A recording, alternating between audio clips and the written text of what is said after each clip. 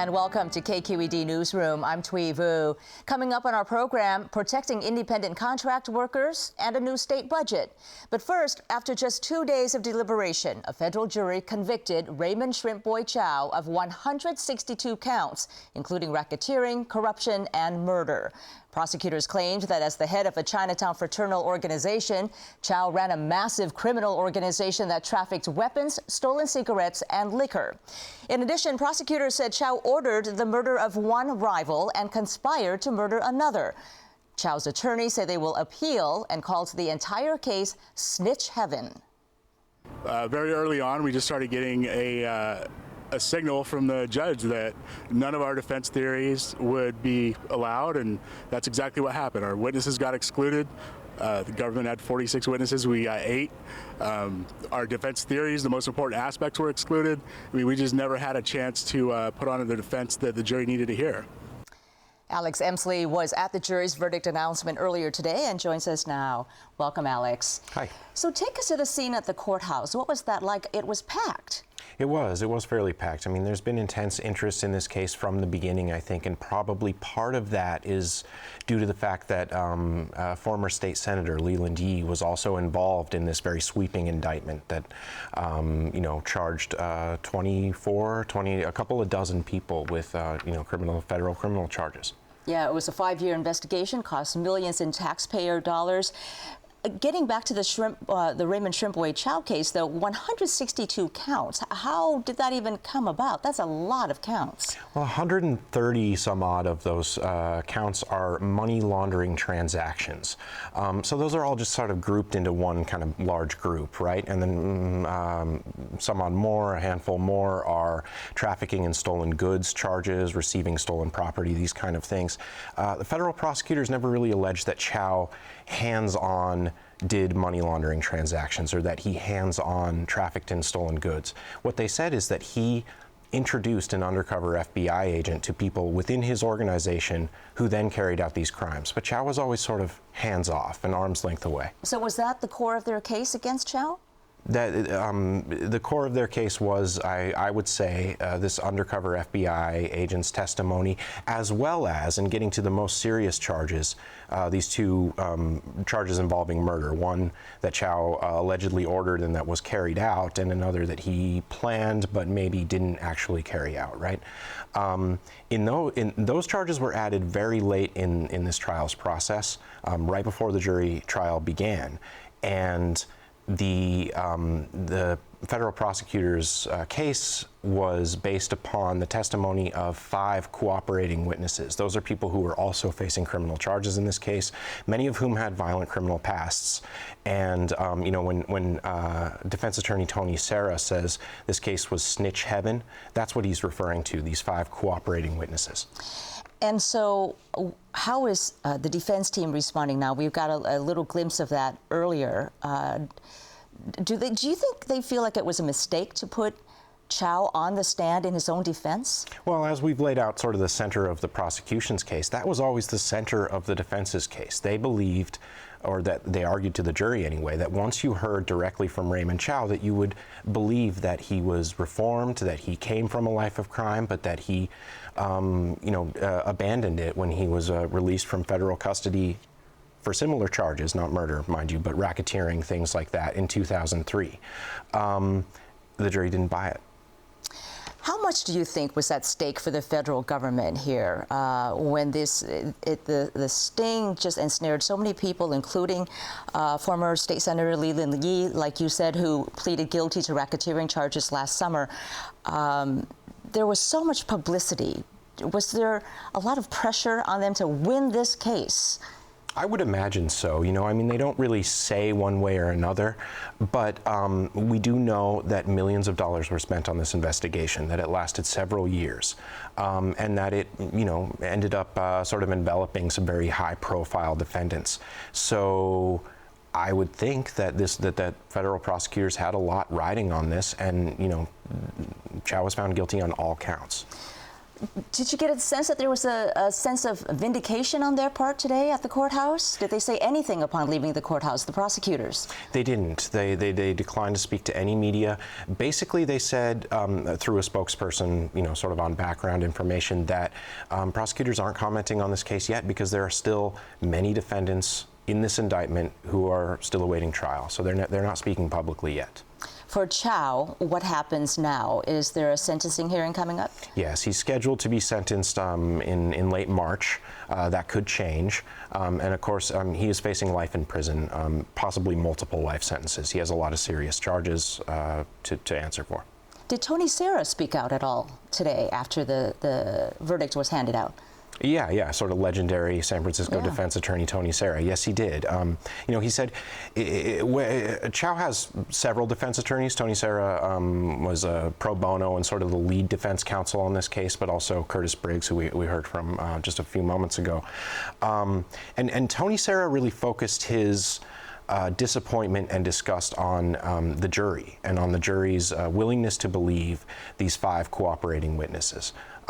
He believes that the witnesses who bargain with prosecutors in order to potentially reduce the sentences that they're facing shouldn't be allowed to testify in a criminal case of, a person who is maybe an alleged former associate, for instance. So he transferred his disgust at the so-called snitches in this case, and now he's disgusted with the jury. He doesn't think that these witnesses were credible, and he was flabbergasted that the jury would believe them. I have to say, though, that there were 5 of them, and so once you get a parade of so many witnesses, it does start to, it starts to sound more and more convincing. Whereas one might be, you could be dismissive and say that, well, this person isn't credible, they have a stake in this. Once you get 5, and the prosecutors were able to kind of argue against a defense argument that they coordinated their testimony, but you have 5, and at least some of them never had a chance to really talk to each other or coordinate. The jury appears to have believed them. Well, like you said, there are still others who are awaiting trial, but certainly this was the biggest name in terms of all the people that were ensnared, with the exception of State Senator Lee Lin-Yi. All a very interesting case, and I guess, like you said, an appeal will be filed. Yeah, I don't think that this case is over. It's been going on for years now, and that's just the trial part of this, and it's not over. All right. Alex Emslie, thank you for coming in. Thank you for having me. And turning now to California politics, a look at the new state budget Governor Jerry Brown released this week. Since I was elected governor, the increase to school spending is 51%. I might note that the budget itself is up over 42%. With respect to helping those who are struggling with low incomes, we're putting $400 million in for the Earned Income Tax Credit, which helps working families. We're giving a cost of living increase to the elderly, the blind, and the disabled for the first time since 2006.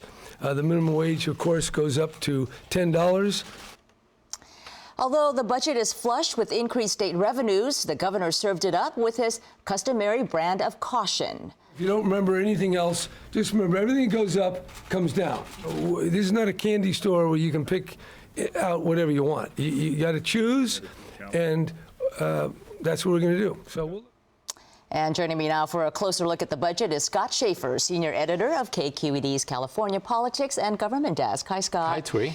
All right, what does this say about the governor's philosophy and his priorities? This was the governor being the governor. Yesterday, the press conference he held, he is not a pop the champagne kind of guy.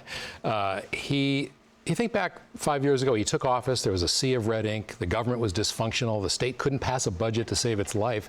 He's now fixed that, along with help from the economy, and voters have helped with Prop 30 and new revenue.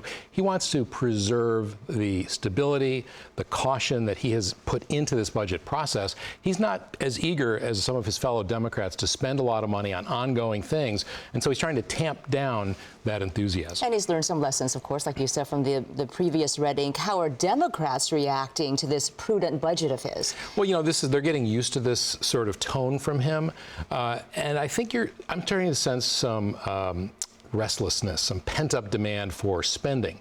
We heard State Senator Mark Leno say something like, well, we appreciate the governor's caution, but now we have a lot of revenue. Now is the time to restore some of the cuts we made over the last several years. And so they're not content with the sort of crumbs, relatively speaking, that the governor put into this budget. They want more. And that's what the next few months will be about as the budget gets negotiated. It'll be interesting to see how aggressive the Democrats are on that. The governor is giving more money to some programs. Which ones are getting more money? Well, the big winner, of course, education. K through 12 education getting billions more dollars. We heard the governor allude to that a moment ago. Most of that is because of the Prop 98 formula. It's not a choice that he's making. He has to do that according to the Constitution. Medi-Cal is getting a lot of money. Healthcare, we've seen a huge growth in the state's Medi-Cal program, and so that's being reflected. So those kinds of things are really, I think in terms of education, though, this is probably the best education budget in years, if not decades, in California. So schools should be very happy. And no tuition increases as well for UC and CSU under this new budget. There's a lot of concern among Democrats in particular about the growing income gap. How is the governor addressing that? Well, he's done a number of things. He increased the earned income tax credit, which puts more cash into the pockets of working class folks. He is funding an expansion of Medi-Cal to include undocumented children. That's going to be entirely on the state's dime. No federal money for that. He's increased, again, this is legislation he signed. He's not doing it out of the goodness of his heart, increasing the minimum wage to $10, pointing out that that costs $450 million. But at the same time, he's saying, to those who are talking about a $15 an hour minimum wage, if we do that, that's going to be a $4 billion cost on the general fund. That's more than we spend on the University of California. So he's already sounding a cautionary note about that. He absolutely is. And, we'll see again, that's going to be something, there'll be that give and take between more liberal Democrats and the governor. What about the drought? We saw some rain this week, but the drought is still very much a big concern. It is. And we saw about $300 million put into the budget for an emergency drought response. It's everything from emergency water supplies for places in the Central Valley and elsewhere where they've run out of water, groundwater being over-tapped, to rebates for consumers who buy more water-efficient appliances. So that money is there as well. And then also there's additional funds for fighting fires, which is a result of the drought, partly. 2 million dead trees in California. That's kindling, just waiting to get ignited, and the governor knows that and is putting more money in the budget for fighting fires. Any surprises in this budget for you? I think, I don't know if it was a surprise, but the governor put $5 million in for marijuana regulation, hiring state workers to develop for the first time 20 years after California legalized medical marijuana. We're finally going to get some regulations. That was interesting. There's a $65 vehicle fee that he's proposing that everyone would pay, including drivers of electric cars, to pay for road maintenance. So those are a couple things that jumped out. I wanted to ask you about something else that's very much in the headlines. Also this week, Governor Brown declared a state of emergency over the methane leak in Southern California. It's displaced thousands of residents. How much methane is being released? There's been some dispute about that. We've seen, for example, there were reports that it's equal to 25% of all the greenhouse gases being released in California. Actually, like a lot. That's a lot, and it was wrong. It's actually 25% of the methane gas being released. Methane is about 9% of all the greenhouse gases released. So it's not a lot in terms of the overall percentage of greenhouse gases, but methane gas does a lot of damage to the environment. So even though it's a small percentage overall of the greenhouse gases, they want to contain it quickly. And a lot of people felt the governor was a bit asleep at the switch on this. He met earlier this week with some families from that area in Southern California, and obviously they lit a fire under him because he did make that declaration.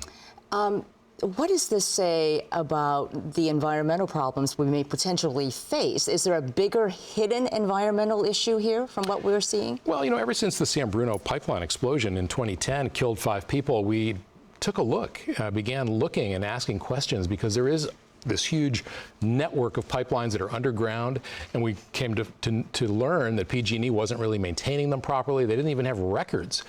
Some of that is being addressed. They're testing those pipelines. They've added emergency shutoff valves so that some of the worst explosions and problems won't happen.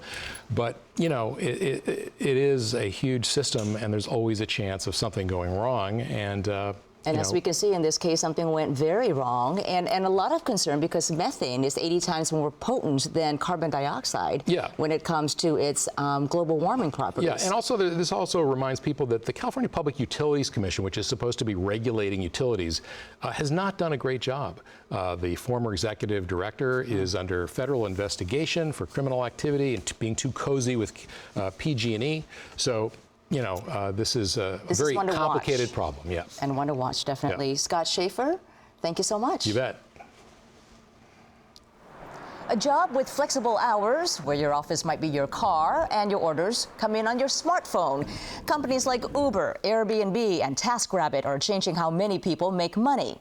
It's estimated 22% of Americans have offered some kind of goods or services in this so-called gig economy. But deep divisions are emerging over whether these workers should be considered employees and what kinds of employment benefits and rights should be granted. Assemblywoman Lorena Gonzalez of San Diego is proposing a bill that would give independent workers new labor rights, even if they're not part of a union. She joins us now from UC San Diego. Assemblywoman, welcome. Thank you. Thank you for having me. Now, how is your bill different from the various proposals and lawsuits out there seeking to allow gig economy workers to unionize? Well, interestingly, this doesn't prescribe anything. It provides a legal ability for these drivers or workers, depending on what platform they're on, to get together and collectively bargain to leverage their strength as a group of workers with the owners of the companies. We don't say what that should be, what they'd be bargaining about, but it allows them the opportunity to bargain, which currently they don't have as independent contractors. So why can't you put some provisions in there that could cover things like minimum wage, workers' comp, unemployment benefits? Why leave that out? Well, it's really an idea that we're not going to challenge through the legislation that these are independent contractors. That's a separate fight. Some people are suing about that, and I support that idea that these are actually employees. But the state can't prescribe, we could overregulate, I suppose, from a conference room in Sacramento, every little detail of this economy. Or we can say these workers just have the right to get together, to form an organization, to have a representative bargain for them, and to do that without worrying about labor laws or antitrust laws. We need a legal change in state law to allow them to be able to do that. So then who will this legislation affect? Everybody who works in the gig economy or only certain segments of that population? Any group of workers who work in a gig economy who use a platform by which they're hired, where the owners of the company set rates and actually are the facilitators with those people who want to use the services, so and take a profit from it. So of course Uber and Lyft it would affect Handy, TaskRabbit, and of course there's new companies coming up every single day, so we can't really say what's going to be out there tomorrow. And why is this important to you? Well, you know, it's interesting from a state perspective and a taxpayer's perspective. We know that nearly a third of these workers, 14 million throughout the United States, are now relying on this as their sole or primary source of income.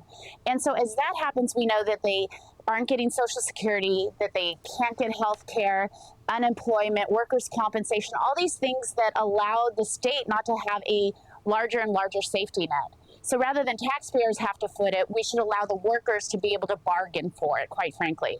The other reason I think this is important is it's a free market approach to the new economy. Let the organization that they form, let the workers negotiate with the platform, and then we're not sitting in a conference room in Sacramento trying to figure out every detail of every one of these platforms.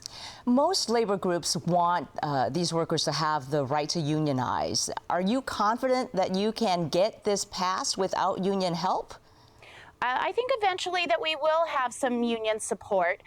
They can't organize in a traditional way under a union because they're not employees under the National Labor Relations Act. And it's an acceptance that they're not employees under the National Labor Relations Act. So we have to set up a whole new form, just like we have in California for public employees and how we have for farm workers. But, you know, I think we'll see some of the unions get into the business of helping work with these workers to organize themselves, to have a representative, and to collectively bargain.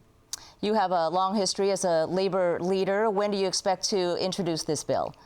I think hopefully I'm talking to all the stakeholders. We're making sure we get this language right. It's a whole new legal proposal, right? So we're going into uncharted territories. We're trying to make sure we have the language in a way that people can understand, in a way that's defensible. So I think by the end of this month, we'll probably be actually introducing the language. All right, Assemblywoman Lorena Gonzalez joining us from San Diego. Thank you for your time. Thank you. And now for a reaction and analysis, we turn to the Wall Street Journal's Douglas MacMillan. Thank you so much for joining us. Thanks for having me. You just heard the interview. You were sitting here with me. What do you make of her proposal, Assemblywoman Gonzalez? I think it's a great idea. I think that we're right at the beginning of kind of a big transformation of how, our workforce incorporates these kind of new technologies and this new kind of labor where people aren't full-time. They're not going to a desk 9 to 5. They're, picking up an Uber errand here or there, or they're driving for Lyft, to pay their student bills. I think we're at the beginning of a new kind of economy. So it's good to get as many kind of ideas and as many voices into that transformation as possible, and to not kind of rush into one solution, because I think that the more voices that are debated and the more ideas that are out there, the more likely it is that we'll end up with a kind of a system for classifying workers that is better for everybody. Does it go far enough, though? It covers only those who are employed through these services that offer app-based services, and it doesn't really have any specific provisions as to what rights they can actually have. Yeah, I mean, I think it's a good start. I think it's good to start broad and open, as opposed to prescribing kind of what workers this would apply to. So under California employment law, what are the standards in writing that define who is considered an employee and who is not?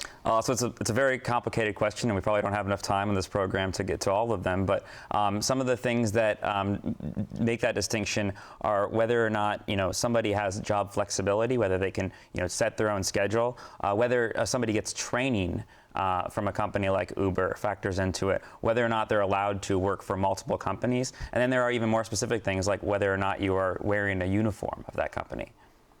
Okay, so it sounds like our current labeling system is pretty binary then. You're either an employee with all the legal protections that come with that, or you're not. And there's really nothing for those who are in between, which is sort of where these gig workers are now. Yeah, and the problem is if you're in between, you're missing out on health care benefits, you're missing out on employment benefits, wage protections. There are all of these things that, people who are, signing up to drive for Uber or drive for Lyft or work for TaskRabbit, like the flexibility and they like the idea of doing this, but I think a lot of them find out down the road that, when they have a big health bill, that probably that wasn't such a good idea because they didn't have that benefit.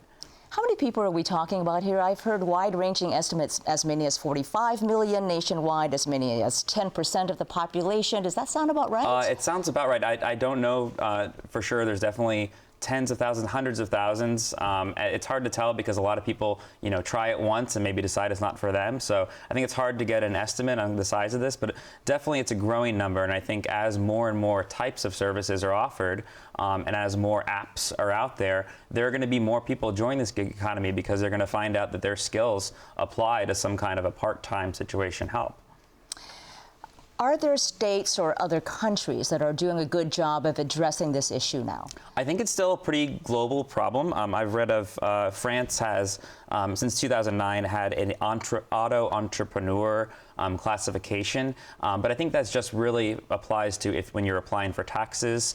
It's a way to kind of label people who do not have a really part-time or full-time classification. I think that has done good things for them, but I think it also kind of misses some of the things. So I think no country, and certainly not the U.S., has come up with a one-size-fits-all solution here. So it's good to have, as I said, many different kinds of voices in this debate, and have a discussion about what is the best way to classify these workers. But given how fast it's growing, do you feel the discussion is going too slowly? The discussion is probably needs to go slowly, but in the meantime, I think there are kind of stopgap solutions, and I think they're from the private sector has kind of jumped forward to fill in some of these gaps. There's a startup called Peers, for example, which is offering services to these independent contractors who make a living off of a company like Uber, for example, will offer a $20 keep driving service, which is they pay $20 a month, and if their car is in the shop for repair, this company will loan them a car to go out and continue driving. So I think that there are private sector solutions, and there are potentially big startup opportunities for servicing these types of workers, even if there isn't kind of a government solution or a government safety net yet at this point.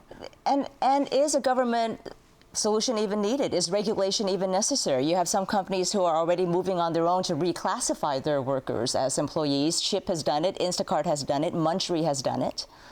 It remains to be seen. I think that there needs to be some kind of support system for these workers, because, and it's refreshing to hear Councilwoman Gonzalez stepping forward with this solution kind of in support of these workers, because I think with the lobbying ability of these big companies, often what we hear in this debate, in this conversation, is the big companies side of the table. So I think that having proposals from Councilwoman Gonzalez and others out there is a way to get workers' voices. We've also seen recently a push towards actual unionization of these people. In Seattle, just this past couple weeks, passed a measure to allow ride-sharing drivers in Seattle to unionize. So we'll see if these workers in Seattle can unionize on their own and start to kind of stick up for themselves and have their own wage protection. But that remains to be seen. And how are the companies responding to proposals like that and to the upcoming proposal from Assemblywoman Gonzalez? I'm not sure about the latter. Uber has called the Seattle push to unionize illegal, so they're definitely opposing the push to unionize. And I think one of the big things that we're looking at right now is this Uber class action lawsuit here in California, which it could take more than a year to decide, but that is going to have a big bearing over whether or not these people are classified as employees or contractors or something else. And that class has been now expanded to 160,000 drivers, so quite a few people. Yeah, and it could have a big impact on other companies and other industries. Okay, I know you'll be keeping watch on that as well, and we may bring you back then. Great, I'd love to come back. Thanks. Doug MacMillan of the Wall Street Journal, thank you. And that does it for us for tonight. Thanks for watching. I'm Thuy Vu. For all of KQED's news coverage, please go to kqednews.org.